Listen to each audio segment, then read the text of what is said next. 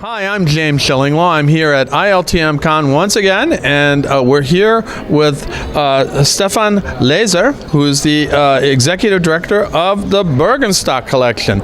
And I'm lucky enough to have been there a few years back, but we wanted to get an update on what was going on with Burgenstock. And of course, it's a large complex in itself, and then they also have other hotels in Switzerland, and it really is an amazing place. So we're going to talk about that and more on Insider Travel Report. Stefan, first of all, great to see you here in Cannes. How's the show been going for you? Oh, thank you very much. Well, as you said, we're on day 3. We're about ready to go. Yeah, so we can count the hours. Yeah, but I guess it's super exciting to be here after. I think it's the first year where really, we're back to what we want to talk about. Yeah, we were here last year, but it was a little different. Yeah, it was different. The mood was different, but now, everybody's energized, everybody's positive. Yeah. And so, no, it's great to be back, great to see you. Absolutely. Well, let's talk about Burgenstock Collection, and let's start with Burgenstock itself, the main resort. I think you're celebrating soon 150 years, right? Exactly. Next year, we will celebrate 150 years, which is, by itself a major event for us. And we're obviously thinking in terms of, what are the things that we can do going back to the heritage. Right. The property has been imagined by people that were quite visionary, because you've been there, it's up on the ridge. It's way high on the mountain, yeah. It's a location that is just beyond imagination. Right. And if you have to look at it and say this has been built 150 years ago, and then also with the Hammerschwanden lift next to it, which by itself is just an architectural technical marvel. And so we will come up with something very, very special, and we will craft some itineraries that will want everybody to go. And and then there are certain innovations that will happen next year, especially in the medical part, the hotel that we're going to talk about that, because that's the Wald Hotel, and I've been lucky to stay in the Burgenstock itself. And we should clarify this: the Burgenstock is actually a new hotel. Mm-hmm. It's just the site is there's always been a resort up there for 150 years. So the Burgenstock is a beautiful hotel with infinity pools overlooking the Alps and an incredibly large spa, if I recall. It's an amazing place, really, and then a lot of great restaurants too. Yeah, 100,000 square foot spa. Yeah. So that's quite spectacular. Anything for that property? Anything new for that property particularly? For that property, not necessarily completely new from an offering perspective. We've changed a little bit the F&B. We have a new restaurant. The concept is called Parisia. It's Persian cuisine, which is quite not only the location, but the food is amazing. And then we have the famous Spice restaurant up there. Yeah, that's still there, right? I like that. That was a little Asian flair. Yeah. Exactly. That is basically an Asian, not fusion, but we have food from India to Thailand to China, and not expected in a Swiss hotel, but it is actually a wonderful addition. Very true, but if you want your Swiss food, we definitely have the places to. Well, I know, and the Swiss food, actually, you have a little chalet up there. It's the only place I haven't stayed was in the little chalet, which had the sort of the classic kind of Swiss comfort food. Yeah, the tavern, which is it's really an authentic Swiss chalet, and it's an amazing place. And then of course you have the Palace, which is actually the oldest building, I think, on the mountain right now, right? But that's where you have your marquee restaurant, right?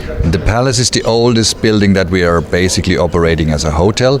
The building on the other side, which is the Grand, is the original building, but that's residences now. Oh, that's right. I forgot there was another building up there, but that we did eat in that restaurant, which is amazing. And there are actually over 30 buildings in total.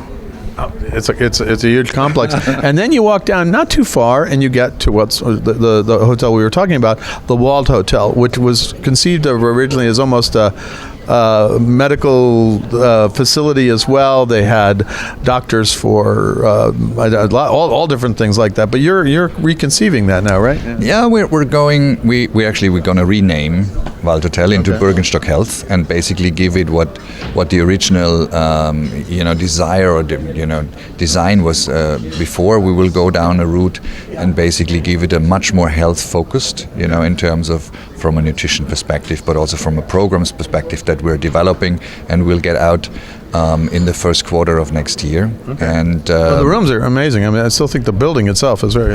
It's not only the rooms. It's the facilities are all there. Right. I mean, I think there has been a massive investment in terms of everything that is there for recreational, also for high-end sports. I mean, we have a lot of people that have. At later ages, they have quite ambitions for, being there, being active, being measured, and this is part of what we're going to offer as well. So if I want to be a World Cup soccer player and I'm in my 60s, I can go back and I can get rejuvenated, right? Yeah, maybe soccer is not exactly the sport that we're looking at, but I'm inspired this week because we're during the World Cup. Although Switzerland didn't do too well the other day, so unfortunately we're not going to talk about that. Somebody has to win and somebody has to lose, right? Maybe not as badly, but that's another story. It was more a tennis result than anything else, or a baseball score, but that's another story. Anyway, I don't want to put you through that, but all right. So that's pretty much it for the Burgenstock on top of the mountain. And of course, we have to say you have your own, as you mentioned, your own railway or cog rail that goes up there that's really brand new. And then you have a boat from Lucerne, right? Yeah, other people talk about arrival experience. Yeah. And I mean, if you really want to talk an arrival experience, then, the Burgenstock most likely has one of the best arrival experiences in the world because you arrive by train in Lucerne. Yeah, right. And right across You take exactly right across from the tracks is a solar-powered boat that will take you to the to the edge of our mountain, and then you go up by a cable car, that's the way you arrive. And then you're there, and then you walk out and you see the vista over the lake, and it's just amazing. And then you get in your bathing suit and you go in the infinity pool and see the view again. So it's amazing the way you can see it. And then you go to the spa, right? Yeah, and you have to not only see it, you have to experience it, because I think once you're there, Instagram is a great tool, but honestly, it doesn't even tell you half the experience that it is when you're there in person. Absolutely. And then you have to go hiking and go out there, and there's an elevator that takes you up even higher on the peak, it's like that. In fact, we got stuck up there, but that's another story. we did get back, but the elevator was broken for a little while. We said we're going to have to stay, we're going to have to walk about 2 hours back, but they fixed it. It was fine. And we went back, and we probably could use the exercise after eating all the food that we did, right? Yeah, I mean the Hammerschwand lift is quite famous as well, and yes, it's over 100 years old. So that in itself is an experience already. Not that you get stuck in it. That's not the experience I'm talking about. No, we didn't get stuck in it. We were actually waiting, and the elevator wasn't working. But hey, I'm sure you fixed it by now. But that's another story. Now that's pretty much for the Burgenstock. But the Burgenstock is a collection, and you have two other properties. You have the Schweizerhof in Bern. So let's talk a little bit about what's going on with that. Yeah, the Schweizerhof, I mean, is in itself is famous for its location, because you're really in the heart of Bern, which is, I think, one of the most underrated cities in Switzerland. Oh, it is, definitely. It's beautiful. It's very, medieval, kind of like from a setups Surrounded perspective. By a river and yes, amazing. Aare, in the summer you actually swim in the river, right. And so we're right in the center. We have a very famous restaurant, which is basically where the locals meet, the visitors, right. Which is Jack's, which is... I've been there. It's a wonderful It's restaurant. an institution, yeah. Right? And you see on the back of basically the seats whoever has been there, and the who is who has, because it's the capital of Switzerland, the who is who has been there. We have, for the winter, we operate on the rooftop overlooking, all sites of Bern. We have a tube where we offer fantastic fondue and other experiences, which is something that I find quite iconic. And we're constantly evolving the operations in Schweizerhof, and it's one of my favorite hotels. It's a great city hotel, and then another city hotel, though you wouldn't know it because it's almost like a resort within, is in Lausanne, which actually I lived in when I was a kid, and it's the Savoy. And when I was there, the Savoy was nothing, and you came in and completely changed it, and now it's a beautiful, beautiful hotel. So tell me an update on what's going on with Savoy. Yeah, I think the Savoy has been first, completely refurbished and almost rebuilt, and then there is an additional, and there was a new annex. Modern architecture with the complete spa facilities, everything that you think of has been built. We're gonna change the restaurant concept. It's something where we look at a fusion out of Italian and brasserie style cuisine. Lausanne, being in the wine country, is obviously something where Well, not right only there in the Lavaux, which is a beautiful, beautiful place. It's actually a UNESCO World Heritage Site, and great white wines, everything. Although somehow they never get over to the United States. I don't know. You drink them though. we drink the good ones ourselves. That's You know, right. that's a typical Swiss thing, That's right? right. You know, you have to come to Switzerland. No, for me, it's one of the most magnificent experiences. If you come by train from Bern, from our hotel, and I do that trip quite a lot, and you exit the last tunnel before Lausanne on the train, and you sit on the left-hand side and you look out over the Lavaux, the vineyards and the mountains in the back with the white, mountains going up to Mont Blanc. It's just Spectacular. And then you get to see the Savoy, and you got a wonderful spa in Savoy. I know we tried that. The spa is amazing, indoor pool, outdoor pool. Also the treatments are quite spectacular. Yeah, I mean, you think the Burgenstock, they got an incredible spa there, but there's a pretty incredible spa in the Savoy as well. Exactly, and that's why we also, in the future, the names of the Schweizerhof in Bern and the name of the Royal Savoy in Lausanne will contain also Burgenstock. We will rename them in Burgenstock so because be Burgenstock Savoy or Burgenstock. Exactly. And it's all about personalization. Yeah. We are a small collection, and it's all about making the individual guest experience unique.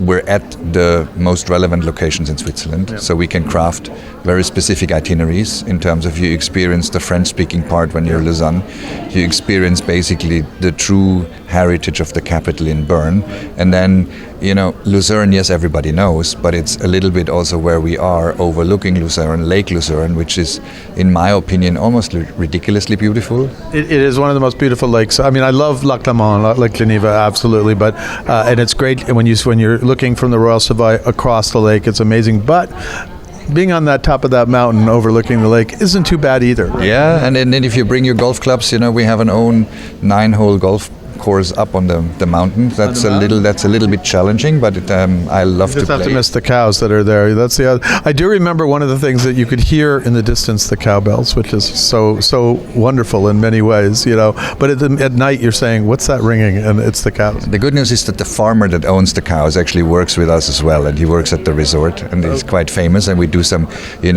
cheese making with him. And whenever you want to experience also the true farming, and it's not for tourists, it's basically the real experience in how it's done.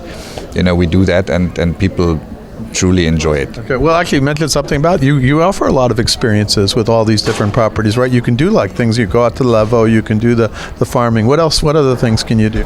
Very close by is the Stanzerhorn, which is basically a famous mountain as well, where you go up in a cable car, where you can stand on top of the cable car. So it's the first convertible, basically open roof cable car.